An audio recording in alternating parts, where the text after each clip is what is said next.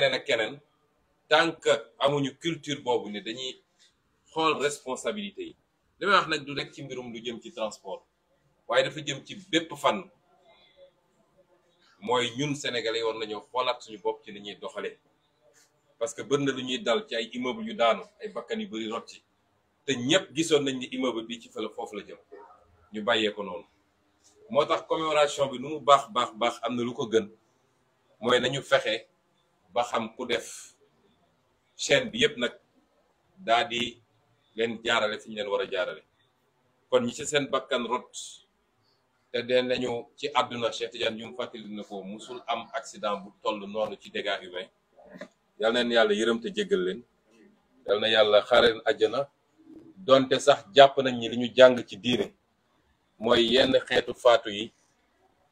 ku ko faatu dañoo jàpp ni shahid nga mooy martyr nga. cër bi islam jox martyr mooy mën nañ laa suul te duñ la sang sax cër boobu nga am waaye nag lu métti la ci famille la ñu war a waxtaane nag ci ay poñ dinaa ko dooree ci assemblée nationale. defe naa ñi ci war a waxoon nañ ci yenn ci li am biir assemblée nationale waaye man li ma bëgg a wax rek ci turu conférence des leaders yëpp mooy ndaw yi ñu teewal ñun Yewwi Askan Wi ci assemblée nationale lañu fa def lépp ànd nañ ceeg ñoom à 300%. ma baamuwaat ko parce que dañoo ne ci réew mu xaw a doy waar delloo na leçon yu bëri lool critique bi yomb nag dem nañ sax ba naan lii de xam nañ ni leader yi sant ñu leen ko. ma wax ko fii nag ñun leader yi ñoo leen sant taxawaay boobu bés ba jokkoo nañu ak ñun suivre nañu li xew ci suba ba guddi te ànd nañ ci mu leer nañ te saa su demaatee noonu lañ leen sant moom mooy nañu amaat taxawaay boobu bu yeboo nag Macky Sall créer caserne de gendarmerie ci biir hémicycle bi. lan moo waral loolu nag mooy mandat bi leen sénégalais yi jox mooy na assemblée soppiku mooy na assemblée bi nga xam ne mooy voter loi na doon moom ki njëkk di appliquer loi. assemblée bi nga xam ne mooy voter loi moom na jiitu ci appliquer loi. assemblée ñaar ñoo ko sëkk constitution ak règlement intérieur de l'assemblée. constitution dafa wax ni lii mooy cëru assemblée nationale lii mooy cëru député bi ñii lañu war a doxalee biir assemblée nationale. règlement intérieur assemblée nationale ñëw mottali ko ne assemblée nationale lenn luñ ci war a doxal ñi la war a doxe ñoom nag bi ñu nekkee fii ba léegi yàlla dafa natt woon ñuy am majorité écrasante ba nga xam ne dañuy ñëw teg seen oom ci règlement intérieur bi di appliquer lu leen neex ku wax ñu ne la minorité ngeen noppi leen. loolu moo fi musa am ñun ñii xeex nañu assemblée nationale te dañ koy assumer parce que gis nga Sénégal nañu bàyyi yenn wax yi xeex ci boppam du mooy problème bi lan moo andi xeex bi ak lan moo tax nit di xeex. yonent yàllaa ko yónni te kenn gënu koo bëgg jàmm waaye bu demee ba génne jaasi xeex am na lu tax ñuy toog fii naan kenn warul xeex jàmm ñoom ñoo gën yonent dañoo gën yonent mi nga xam ne xeex na te su xeexuloon tey islam du si fii. kon nañu bàyyi yenn wax yi ay xale bu ñu tongowee da ngay jàpp seet ku tooñ nga teelu xam ne ko yaa tooñ boo ko mënul da nga noppi ci wax ji waaye non déception ñun di taxuloon yóbbu leen assemblée. bu dee ñoom dañoo ñëw assemblée nationale bëgg imposer lu dul yoon lan la député opposition war a def sol seen costume cravate croiser les bras ne suñu yoon new si ëllëg bu ñu ñëwee bëgg a voter benn loi pour ci góor jigéen wala dañuy voter loi pour yokk njëgu ceeb wala njëgu diwlin wala leen ak leen opposition bi ne ñii la war a demee ñoom ñi ne dañuy teggi loi daal koy def par force lan la opposition bu war a def li ñu def barki démb la ñu war a defaat moo tax ma ne leen ngàcce gaalaama siggil ngeen ñu parce que man nekk na assemblée 5 ans minorité lañ fa woon di cee xam ne li may wax bis bu ne ñu jalgati yoon te mënoo ci dara loolu nag moo jeex tàkk nag ndax nag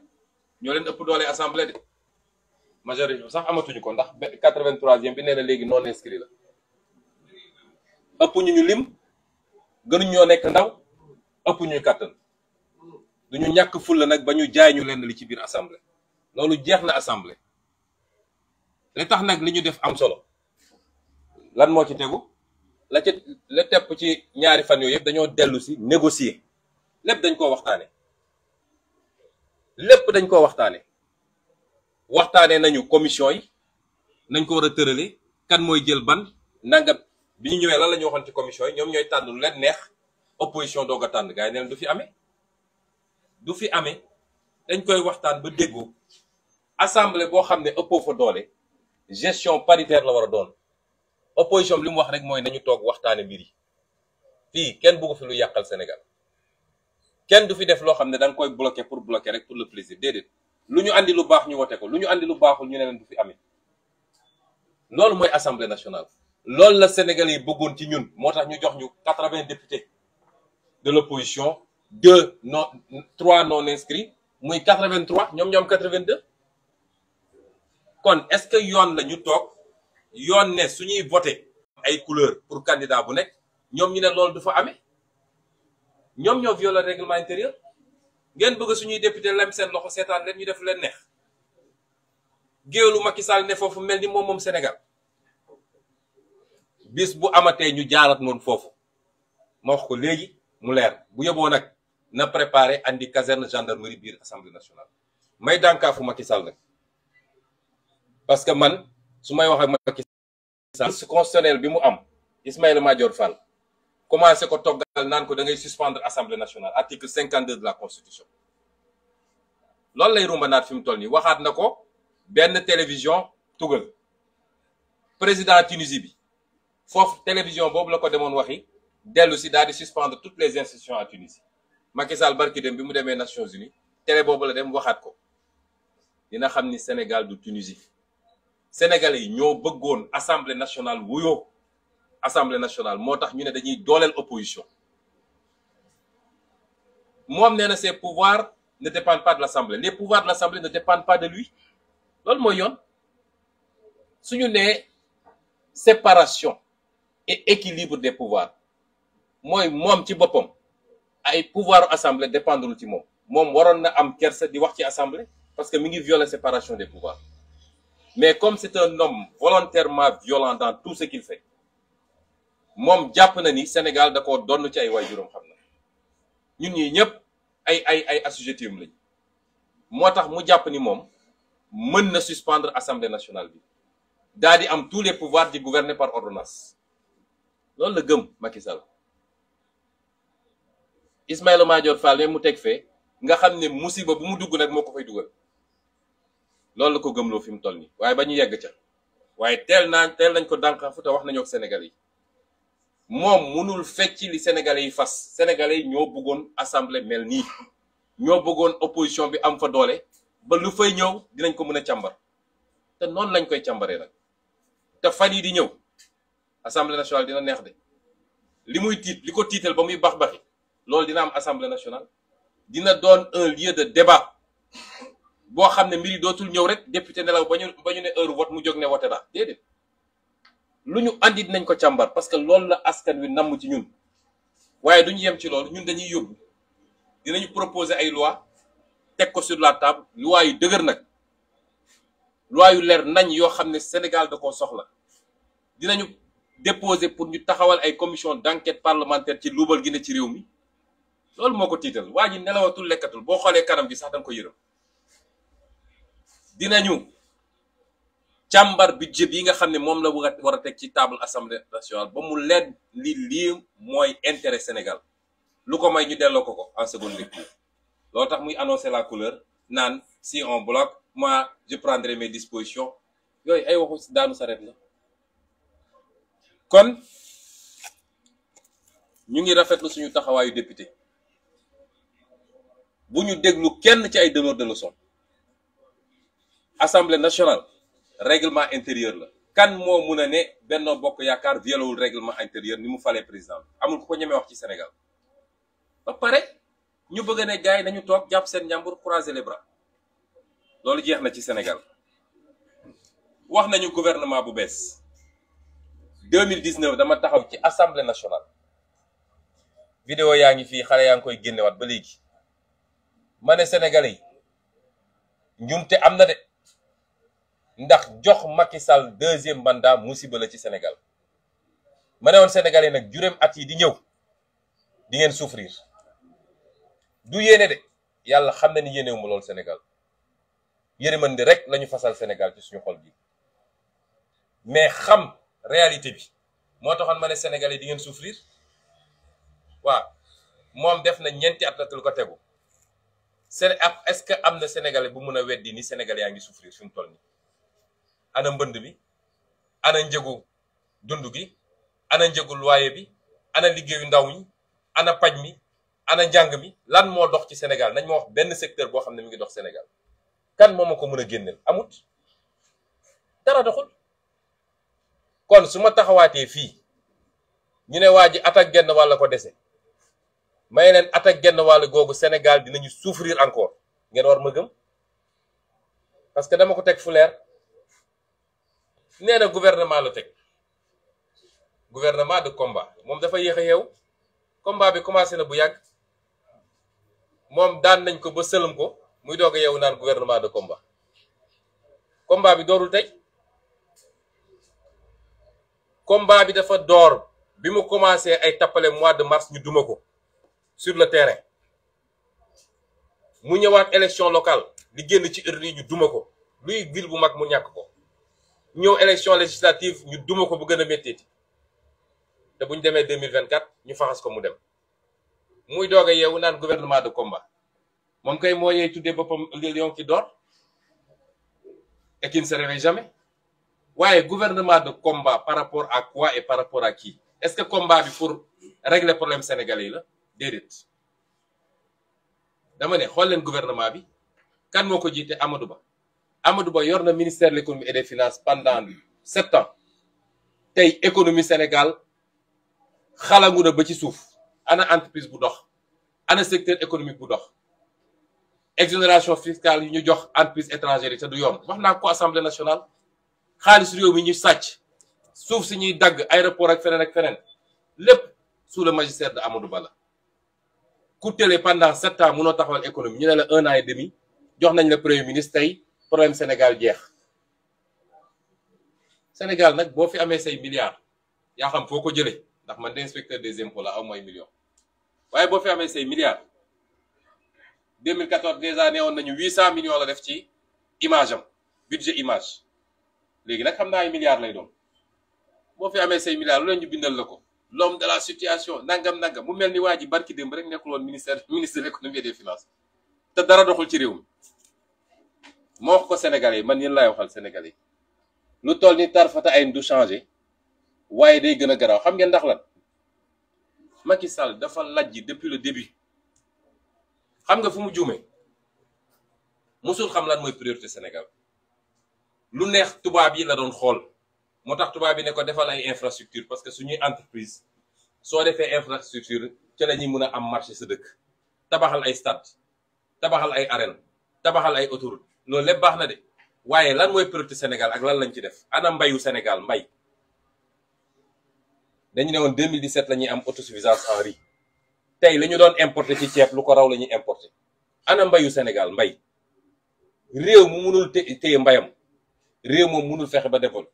waaye bu àdduna bi tisoolee yow nga soj parce que tey suy dem ba Ukraine di yelwaan ay blé fa suñu suuf sii nga xam ne yàlla jox nañu ko kenn xamul nu mu toll lan lañ ci def ba tey suñu mbay munul dundal Sénégal ana industrie Sénégal zéro tissu industriel réew mu amul industrie pour transformer la ngay bay munoo développer munoo créer emploi munoo am résilience mooy su amee problème ci àdduna bi nga mën koo dëkku ana loolu yooyu mooy priorité Sénégal ana napp gi jaay na géej gi yëpp ana càmm gi zéro nga foog ne di nga développer réew ci anam googu ñu naan sa addi nañu premier ministre dàq nañu premier ministre sénégalais ku gëm ni loolu mooy soppi mooy tax ndaw ñi am liggéey moo tax paj mi baax moo tax économie bi développé nax nga sa bopp dara du dox ñeneen ñi ci nekk ministre yëpp nekkuñu foon ministre suñu scandale pétrole ci ministre yooyu la jaar suñu scandale Prodac ci ministres yooyu la jaar suñu scandale bi ñuy bëgg a jaay suufu Batrin beeg ñoom seen ci ministres yooyu la jaar suñ ci taxul woon tapé sur la table tey jaay nañ ko. ñi am seetlu yépp gis nañ ni dénominateur commun bi ñu am mooy kan moo dàq saaga Ousmane Sonko ci ñoom. léegi ku bëgg a doon ministre wala nga am ay milliards saagal Ousmane Sonko. Macky Sall fi mu yóbbu Sénégal fi mu wàcce Sénégal dafa sax indécent ci Macky Sall rek la Sénégal eggee fii waxu waaso waxu xeet waxu région saaga subaak ngoon suñu waxee ñu ne xale yi saaga ci Facebook bi déedéet xale yi dañuy développer ay anticorps par rapport ak ay mag yu leen di saaga tous les jours man de kenn musuma dégg ma saaga kenn gisuma gis gi ma ànd ak saagakat Macky Sall ngay gis ku saaga su bu ngoon jot mu woo ko pale jox ko xaalis photo ak moom jabaram toog ñu photo foog nga ni Senghor dina doon wàcce république à ce niveau foog nga ni Abdou Diouf dina doon wàcce république à ce niveau foog nga ni Abdoulaye Wade dina doon wàcce république à ce niveau tey saagakat yi ñooy doxantu biir pale nit ñi suñu bëggee wax nañu wax loolu moo gën waaye suñu jógee waaw goney Pastef fi nangam goney Pastef fi anticorps la mooy yaram bu ko feebar duggee dafa am loo xam da koy développer ci biiram pour mën a xeex feebar boobu waaye goney Pastef fi jóguñu saaga kenn bu ne opposition jóguñu saaga kenn dañuy tontu ñi nga xam ne ci loolu la ñu dëkk suba ngoon moo tax bu dee politique tam waaye ñoom addition de zéro la ñi ñu jël ñëpp ne dañ leen def ministre c'est pas eux qui vont faire des combats politiques kan moo ci gagné fi mu dëkk ci ñaari élections yi passé ñoom ñëpp dañ leen duma ay liste remplaçant ñoo leen di duma ban poids politique la ñu am nañ ma wax jël leen kenn ministre yeeg premier ministre yëpp door nañ leen élection locale duma leen élection législative kon du ci administrativement du ci politiquement du fenn foo mën a nattee du ci prise en charge des préoccupations des Sénégalais du fenn foo mën a nattee ne ñi gouvernement de combat la mu des nag kon ban combat ak opposition c'est pas un escadron de bras cassés et de canards boiteux qui va combattre l'opposition kenn ci ñoom gañewu ci bureau de vote du ñu ñoo ñuy combattre moo wax leen nag vrai gouvernement de combat Macky Sall xam ngeen lan la général Moussa Fall la commissaire Yàgg la une partie de la justice la et une partie de la presse la lii mooy gouvernement de combat Macky Sall du lële général Moussa Fall ak Yàgg gëmloo ko ni jënd na lu doy ci ngànnaay ci grenade lacrymogène ak leneen ba ku yëngatuñu duma la moo tax lu xew ci réew mi ñu génne char de combat fu ne pour dox ci xelu seen xale yi ba dootuñu ñeme mais dañoo xamul lu xew laajal Ben Ali laajal Moubarak laajal président Soudan gis nga un peuple qui dit non gisuma gendarmerie wala police bu koy téye yooyu ay waxu caaxaan la ñaareel bi mooy une partie de la justice sénégalaise est-ce que tey xoolal classe politique bi suñu naa dem élection 2024 nee nañu Khalifa Sall du doon candidat nee nañ Karim Wade du doon candidat léegi ñu ngi ruma daat naan Barthélémy Dias du doon candidat Déthié mi am na benn surtout man moom ma teel leen ko wax gannaaw yàlla amul luy dund lu ma mën a tere ne candidat loolu moom du lu ñuy wax waaye lépp fan la jaar mu ngi jaar ci justice ci ay tappale yu kenn xamul soo joxee union magistrat jóg bel ñun kenn mënuñoo xokkatal kenn mënuñoo intimider gis nga réew mi lu fi jara wax yëpp dinañ ko wax parce que dans une démocratie tout se discute amul sens interdit bu justice defee lu dul yoon ñu wax ko tey la justice est le premier bras de Macky Sall moom mooy instrument pour la liquidation politique des adversaires de Macky Sall justice waaye nag lu ëpp tuuru de nañu tey parce que ñun ñëpp sénégalais lañu te kenn ëppalewul kenn ci dëkk bi la presse maa ngi félicité Barthélémy Dias li mu wax keroog dëgg la une bonne partie de la presse bokk problème la ci Sénégal barki yàlla booy xool presse su Sénégal nga xool presse su Mali wala presse su Burkina da ngay rus c'est devenu un problème la ko andi nag yéen journalistes yi taxul ñeen ñu wax de yéen moom ñoo bokk coono ñooy naanandoo suñu lacrymogène bu ñuy tourné ñooy fanaanandoo ci àll bi seen patron yi dem mbëkk fële ñu jox leen ay milliards te duñ leen ci jox ñoom la ñuy waxal ay dóorkat ay mbëkkkat nguur gu ñëw ñu naxanteeg moom laxas si moom ñooñu ñoo tax ñuy wax. dafa am jamono nit ñi dañoo gëmoon ni le quatrième pouvoir c'est la presse dañ ko daan dégg même dans les livres de droit constitutionnel dañ ko doon wax moo tax ñëpp dawoon dem uti organe de presse ne su ma ko amee am naa moyen de pression am na waykat bu ne woon nu mu ko tuddee ouragan ëppal asamaan jant leer ma jànnoog satellite woon ma feneen dinaa liggéey ba am lu ma jëndee satellite nangam boobu gént gu yàgg la woon su ma juumul kàddu yi noonu la ñu jàpp ni ku am sa groupe de presse soxlawoo parti politique te yaay ëpp doole parti politique yi soxlawoo nekk président de la république te yaay ëpp doole président de la république bu ko defee mu doon moyen de pression et de chantage sur les gens et ça marche avec les petits présidents yu amul benn personnalité xaalis bu ne nga joxe ko naan nañu bind lu baax ci man ak nañu bind lu bon ci ñële mais loolu dafa jeex tàkk la jeex dañoo nekk jamono joo xam ni presse sax léegi mu dépassé parce que yéen ñi ñëpp journalistes yi wóor na ma ku nekk am nga sa benn blog sa benn page Facebook booy def sa benn site internet ku yaakaar ni yor nga groupe de presse loo neex nga wax ci nit ñi te li gën a garaaw mooy kenn doo tudd yow mun nga taxaw wax loo neex ci nit ñi ku la tudd nga mel ni mbott bu wan caméra loolu au nom de quoi au nom de quoi invité nit ci plateau mel ni ku lu ne nga yàq ko mu dóor la benn ngay bëgg a xatraay au nom de quoi? Cette dictature ne marchera pas. En tout cas, moi, ça ne marchera pas avec moi. Je respecte chacun et j'exige le même respect de chacun. Lan la ñu fi bindalul ci ay ngeen baal ma ci wax ji may ay fenu neen. L'Observateur en pleine campagne Sonko a reçu 195 millions de Tuloy Oil. Est-ce que am na lu gën a garaaw loolu kan moo ci wax ngeen foog ne loolu dina continuer noonu dans ce pays parce que yor naa sama organe de presse rek lu ma neex ma bind ci nit doo xool ni père de famille la doo xool ni dafa am njaboot ci politique ay milliers de personnes topp ko bañuñu ku def nga am preuve ni def na nga wax mais sos suba ngoon guddeeg bëccëg sénégalais dañuy toog di seetaan seen télé nit di wax ñu naan kii moo mën a wax lu dul noonu parce que nit ñi léegi dañoo yeewu moo tax li Barthélemy def ànd naa ci man réew mi il va falloir crever l'abcès te am na loo xam dootuñu ko nangu lii nag mooy gouvernement de combat Macky Sall gouvernement combat Macky Sall c'est pas ces canards boiteux là de ñii politiquement ku ci dem terrain bi ne damay quartier laa bëgg soo demee ñu duma la kan moo ci gagné wax leen ma am na ñu demoon élection locale fii Dakar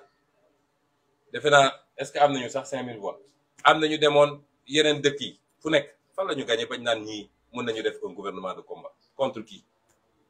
donc ñu feddali ni lii lépp ànd nañ ci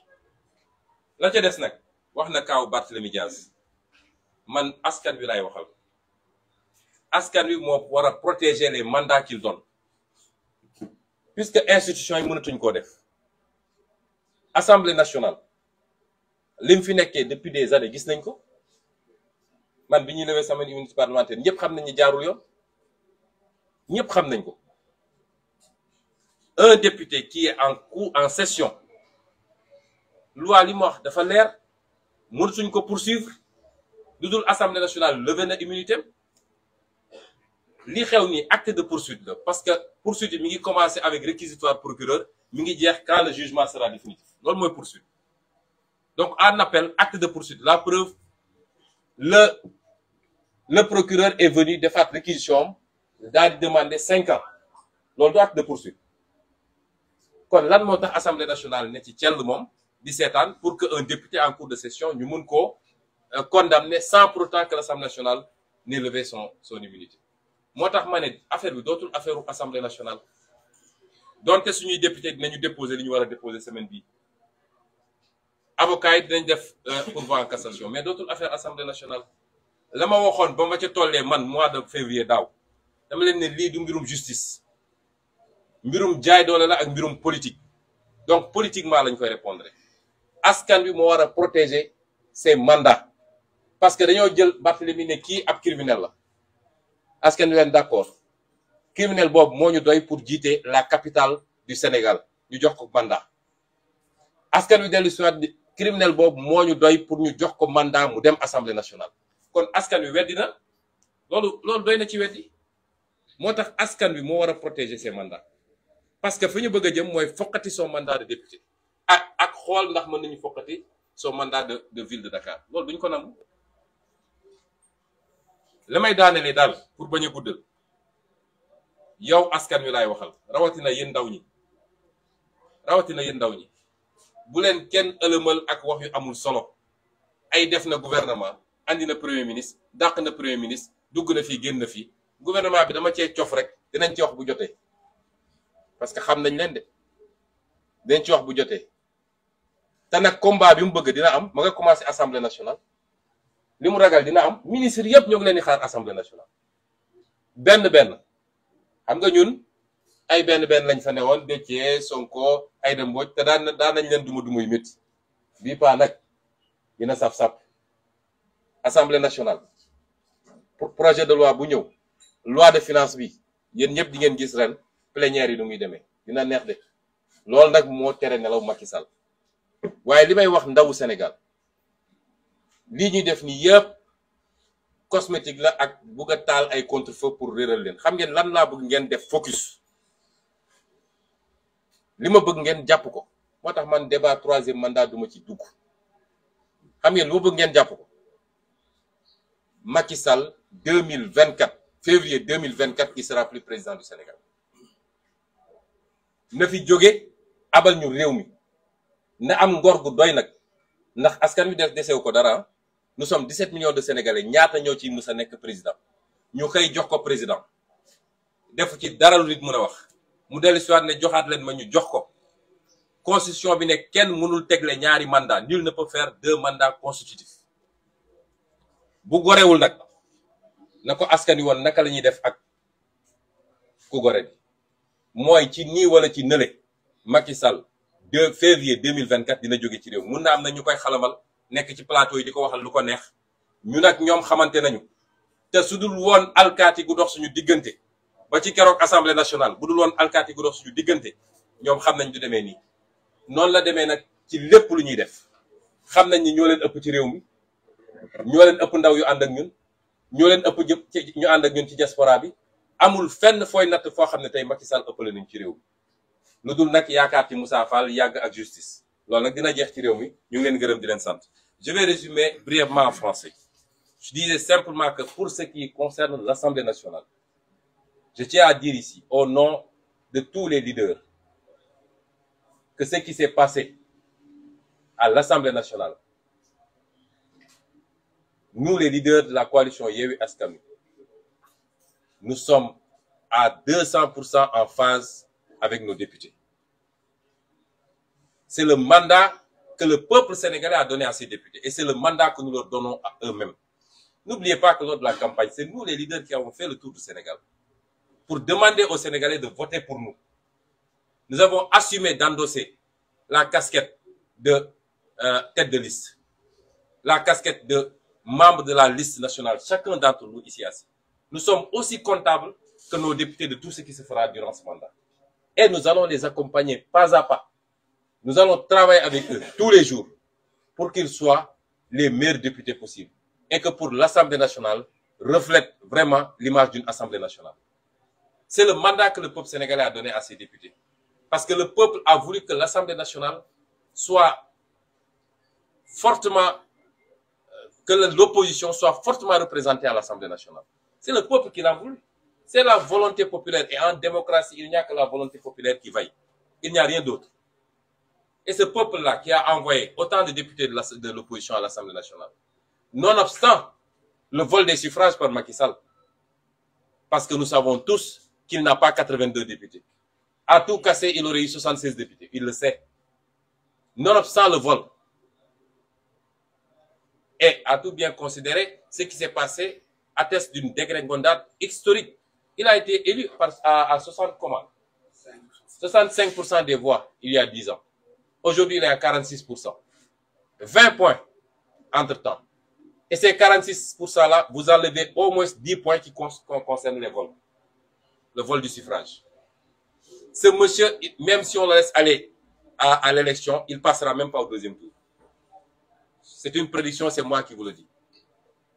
Mais nonobstant tout ça, le peuple a voulu qu'il y ait 82 députés de l'opposition, 2 non inscrits, plus un troisième maintenant, ce qui veut dire que l'opposition est désormais majoritaire à l'Assemblée nationale. Macky Sall est minoritaire, sans compter ce qui se passe à l'intérieur de son clan. Parce que s'il a nommé Amadou Ba, c'est parce que ça s'est imposé à lui, parce qu'il ne voulait pas avoir 2 fronts dans son groupe. Et tout le monde sait qu'Amadou Ba tient un certain nombre de députés, qu'il arrose bien, et on parle au minimum d'une quinzaine. Ça ne c'est pas un choix de raison, mais c'est un choix, c'est pas un choix de cœur, mais c'est un choix de raison. La nomination de Amadou Ba au poste de Premier ministre. Et donc, si le peuple a voulu cela, c'est qu'il veut que l'Assemblée nationale change de manière de fonctionner. Qu'est-ce que les gens voulaient que les députés de l'opposition fassent? On vient à l'Assemblée nationale, on doit élire un président de l'Assemblée nationale. La loi est très claire, le règlement intérieur. Il faut une enveloppe d'une certaine couleur pour chacun des candidats. Benno Bokk Yakaar dit qu'il n'en sera absolument rien et qu'il n'y aura qu'un seul bulletin. Et ensuite, ils vont mettre ce qu'ils veulent là-dedans. Et vous voulez que les députés de l'opposition croisent les bras et regardent faire. Tous les gens qui donnent des leçons là, qu'est-ce qu'ils auraient fait à la place? Si demain, Benno Bokk Yakaar amène une loi extrêmement gravissime contre le peuple sénégalais, qu'est-ce que les députés vont faire? Et si pour faire passer cette loi-là, ils escamotent la procédure, parce qu'ils savent qu'ils sont plus majoritaires à l'Assemblée nationale, vous croyez que les députés vont se croiser les bras pour les regarder faire? Il faut arrêter. Moi, je suis totalement satisfait de nos députés. Et le fait qu'ils se soient battus ce premier jour-là a permis de ramener Benno Bokk Yakaar à la raison. Parce que pour tout ce qui a suivi, et jusqu'au moment où je vous parle, Benno Bokk Yakaar a été obligé de venir à la table de négociation. Je vous donne quelques exemples pour les commissions. Parce que ce que les Sénégalais doivent savoir, on a le même nombre dans le bureau, totalement le même nombre, et je crois même qu'on risque d'avoir plus, puisqu'on a 2 groupes parlementaires. On a le même nombre au niveau de la conférence des présidents, et on a le même nombre au niveau des commissions. C'est ça l'Assemblée nationale aujourd'hui. Les forces sont totalement égales. Et c'est pourquoi, dans ce genre de situation-là, la seule solution, c'est de discuter, de dialoguer. Or, Macky Sall n'est pas un homme de dialogue. Il pense que ce qu'il faisait avant, quand il avait tout le pouvoir entre ses mains. Déthié l'a dit tout à l'heure. Aujourd'hui, il tient une partie du pouvoir, nous en tenons une partie. Nous tenons toutes les grandes villes de ce pays, en termes de collectivité locale. Et c'est pourquoi la mise en place du réel, vous allez voir ce que ça va impacter et ce qui va rester de l'AMS. Nous tenons la moitié de l'Assemblée nationale. Mais Macky Sall n'a plus le pouvoir, le plein pouvoir ici dans ce pays. Il doit respecter son opposition. S'il le fait, nous trouverons des consensus pour faire avancer le pays. S'il ne le fait pas, il y aura affrontement. On ne l'acceptera pas. Et c'est pourquoi ils ont été obligés de revenir à la raison pour la mise en place des commissions. Parce qu'au début, ils avaient dit, eux, ils viennent, ils choisissent d'abord les commissions qu'ils veulent. Ensuite, nous, on prend le reste. On a dit non, ça ne se passera pas comme ça. Ils ont été obligés de dialoguer. Parce qu'ils savent que s'ils ne l'avaient pas fait, l'Assemblée serait encore bloquée. Ils amèneraient l'armée cette fois-ci. Peut-être que même des blindés seraient à l'hémicycle. S'ils respectent l'opposition, l'opposition le respectera. Mais tant qu'il continuera de manière arrogante, de manière méprisante, à parler de l'opposition comme s'il parlait de moins que rien, il trouvera une opposition à sa hauteur. Il a dit gouvernement de combat. Il s'est réveillé trop tard parce qu'il y a une opposition de combat depuis très longtemps. Et donc, cette assemblée sera, soit ce sera une assemblée de dialogue, ou alors ce sera une assemblée de blocage. Et même peut-être pas de blocage, parce que si la nouvelle majorité que nous avons fonctionne correctement, les gens feront passer ce qu'ils veulent passer, l'opposition en tout cas. Des discussions se passent. Il est question d'acheter des véhicules par exemple, mais les députés de Askanu ont dit il n'y a pas d'urgence pour qu'on fasse une procédure d'urgence. Je ne travaille pas en secret. Quelle est l'urgence qu'il y a? On dit, oui, la session va démarrer, il y a des députés qui habitent loin. Ces députés-là, comment ils faisaient pour venir à Dakar avant? Et une fois qu'ils sont à Dakar, ils sont logés à l'hôtel des députés à 0 mètre. Toutes ces pratiques-là qui permettaient de donner des marchés à qui on veut, de les surfacturer et de bouffer de l'argent, c'est fini. Ça ne se passera plus comme ça. Parce qu'ils ont un questeur, nous avons un questeur. Et la loi a dit les questeurs. Il n'a jamais dit le questeur. Tout ce qui se fait doit se faire entre les deux questeurs. L'Assemblée sera gérée de manière transparente. Les finances de l'Assemblée, c'est moi qui vous le dis. Ces tapalés-là et autres là, c'est fini dans l'Assemblée. Et c'est ça que le peuple sénégalais voulait. Et c'est pourquoi ils nous ont... Avant-hier, nous, conférence des leaders, nous avons demandé au président du groupe parlementaire, lorsqu'ils ont convoqué une réunion, de leur poser la question sur quelle base ils veulent donner 165 véhicules à des députés sortants. C'est illégal. La loi est très claire, le décret de 2021 et l'instruction. Aucun véhicule ne peut être donné si ça ne passe pas d'abord par la procédure de la réforme administrative. Et une fois que c'est réformé, on peut la vendre par adjudication. Et exceptionnellement, on peut le vendre par entente directe. Et en ce moment, celui qui avait le véhicule est prioritaire.